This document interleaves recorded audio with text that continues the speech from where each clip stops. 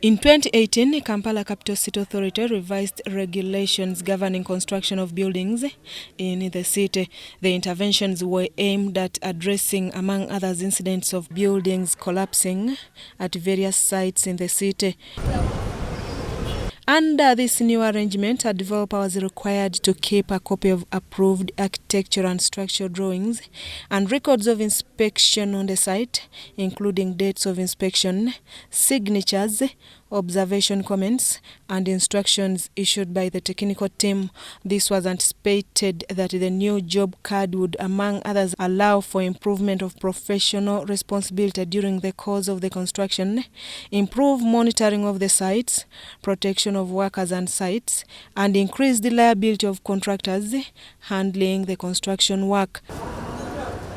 A developer was also required, before obtaining a building plan and a job card, to prove that they had a qualified contractor and the site is supervised by competent building professionals at all stages of the construction.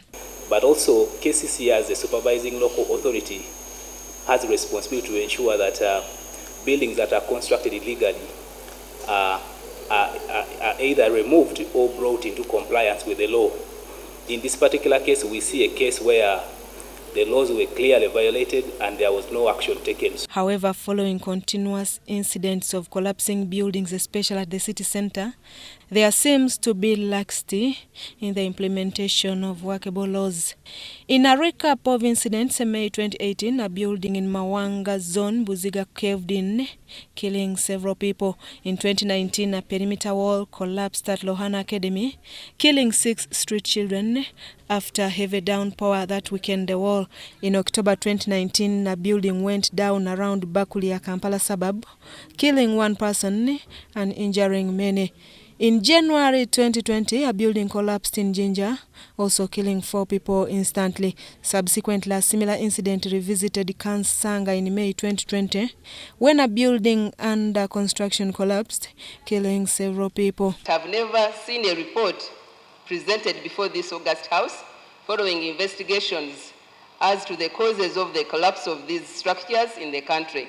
Such fury of destruction has revisited several sites, especially around Kampala Capital City, with the recent one being Kisenyi, where a building collapsed, killing at least 10 and injuring many others. The frequency of these incidents call for joint interventions from different stakeholders. The remaining buildings are not safe, and we have contacted the relevant people in KCCA to ensure or to carry out what needs to be done.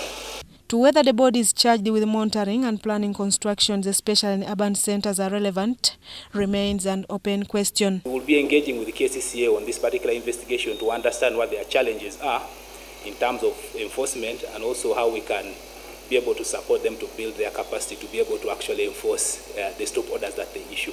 According to preliminary reports, however, it indicates that a number of buildings that have collapsed, it's either the contractor has employed non-skilled personnel, use of low construction materials, poor construction designs, and overloading of the building with construction materials.